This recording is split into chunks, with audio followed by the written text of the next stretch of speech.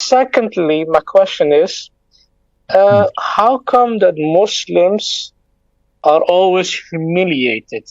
If you look what happens in Israel, we lost 3 wars against them. In Iraq, we get humiliated. In Kashmir, everywhere. When these people are idol worship, they don't believe in Allah. We pray Salah. So how come we keep lose? We keep humiliating. And during the Prophet, and this didn't happen. So is there a specific sin we're committing? Why is this happening to us all the time? Got your question. Thank you. As for why Muslims are always humiliated, allow me to disagree. Muslims are not always humiliated. Muslims are being humiliated in the countries which are being ruled by dictators, not by true Muslims whom they chose to represent. The West, they choose the rulers, they choose their governors, they choose their mayors, they choose the commander of chief. So that's why they are accountable. Before the program, I was watching how the Canadian Prime Minister was being skinned off in the Parliament, in the Congress. They were questioning him about the economy.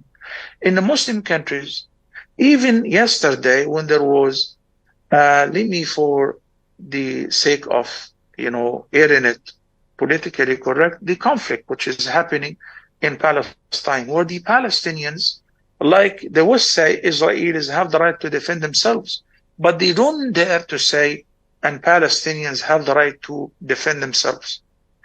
At least you expect the Muslim rulers to say the same. But I was listening to the statements of the Muslim rulers, not a single president or a king or a sultan or a Muslim ruler said so. Rather, we require everybody to calm down. This is like, holding the stick from the middle. They cannot even verbally support the oppressed and the weak. So there is a difference between Muslims are being humiliated. No, they have been humiliated when they're being ruled by, people who do not truly represent them. But throughout the history, when there was proper jihad, Muslim rulers, Muslims who recognized the importance of Al-Masjid Al-Aqsa as our first Qibla, the importance of Mecca and the importance of Medina, they defended all of that by their souls, by their wealth, by their blood, and they were victorious.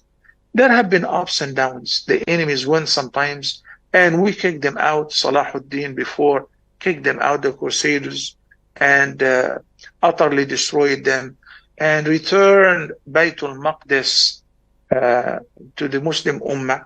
And he opened the doors for the Jews, for Christians to come and to visit as pilgrims. And in order to do that, he eliminated Shiaism from Egypt and from North Africa.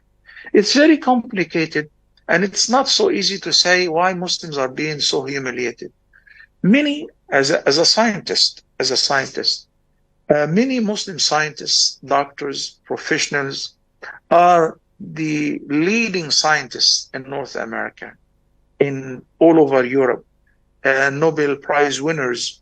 Why? Because they're not under the pressure and the control of the dictator regimes. So you cannot judge the whole Ummah as being humiliated. That is not true. We're successful, but whenever we get the opportunity. And we're victorious whenever we support the deen of Allah subhanahu wa ta'ala.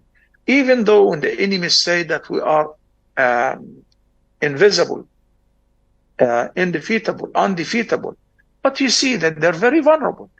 And it's a matter of in tansurullah yansurkum wa yuthabbit aqdamakum.